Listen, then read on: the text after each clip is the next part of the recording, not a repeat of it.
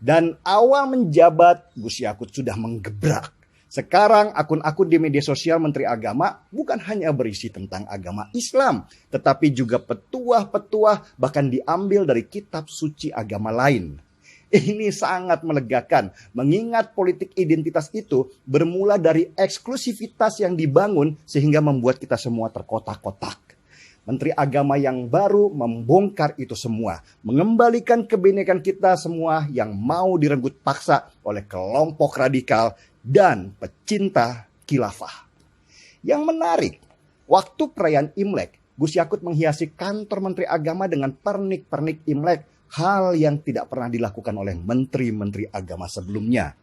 Dan salah satu ide menarik dari Gus Yakut adalah mencoba memfasilitasi Candi Borobudur untuk bisa menjadi pusat ibadah umat Buddha dari seluruh dunia. Ketika pertama kali mendengar ide itu, saya langsung angkat secangkir kopi. Inilah yang seharusnya sejak dulu dilakukan. Bayangkan, kalau Candi Borobudur bisa menjadi pusat ibadah agama Buddha di seluruh dunia, maka nama Indonesia akan dikenal di dunia. Mirip dengan apa yang dilakukan Arab Saudi dengan Mekahnya.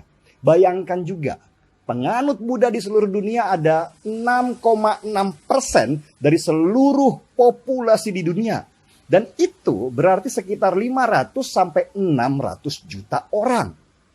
Apa yang terjadi kalau akhirnya Candi Borobudur disahkan sebagai tempat ibadah agama Buddha di seluruh dunia?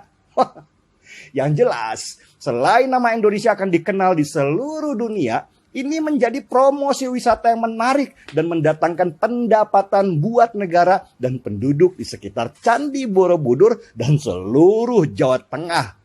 Para peziarah dari seluruh dunia datang dan ini akan menaikkan ekonomi sekitar, mulai hotel-hotel, restoran, dan menciptakan ribuan lapangan kerja, juga para wira swastawan baru. Indonesia tidak hanya dikenal karena Balinya saja, tetapi juga Jawa Tengah sebagai unggulan pariwisata. Inilah yang seharusnya sejak dulu dilakukan dan apa dipikirkan oleh menteri-menteri pariwisata.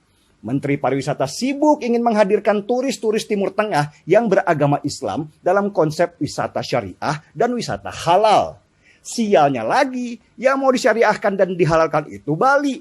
Destinasi wisata populer di dunia yang mayoritas warganya beragama Hindu. Sibuk berpikir bagaimana mengkapitalisasi Bali, lupa kalau sebenarnya di negeri ini punya banyak potensi. Ide menjadikan Borobudur sebagai pusat ibadah agama Buddha di seluruh dunia ini bisa dibilang ide yang sangat brilian dan dikeluarkan oleh Menteri Agama. Memang sih Borobudur ada di bawah pengelolaan Dinas Pendidikan dan Kebudayaan. Tetapi mumpung menterinya Nadiem Makarim yang sama pluralnya, ide ini bakal ditangkap beliau dan didorong untuk secepatnya terwujud. Dan kalau ini bisa terwujud, maka ini menjadi catatan sejarah terbaik untuk bangsa Indonesia.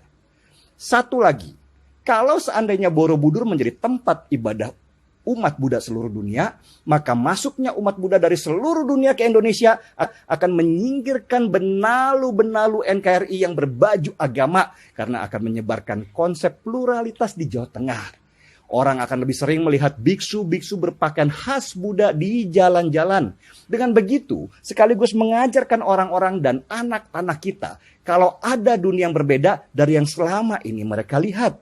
Semakin sering melihat sesuatu yang berbeda, orang akan semakin toleran karena terbiasa melihat warna-warni bukan hanya hitam putih yang membosankan. Ini seperti kata pepatah, sekali merengkuh dayung, 2-3 pulau terlampaui. Pariwisata dapat, nilai-nilai keberagaman juga dapat.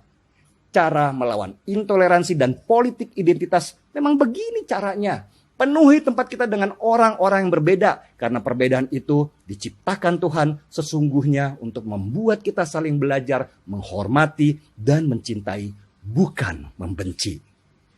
Saya yakin almarhum Gus Dur akan tersenyum di alamnya sana melihat anak ideologisnya menyebarkan apa yang pernah beliau lakukan dan cita-citanya yang belum kesampaian. Dan semoga Gus Yakut akan menjadi Gus Dur baru dalam memelihara persatuan di Indonesia. Negeri yang beraneka suku, agama, dan ras yang dulu diperjuangkan oleh kakek nenek kita dengan darah dan air mata supaya tetap menjadi negeri kesatuan Republik Indonesia.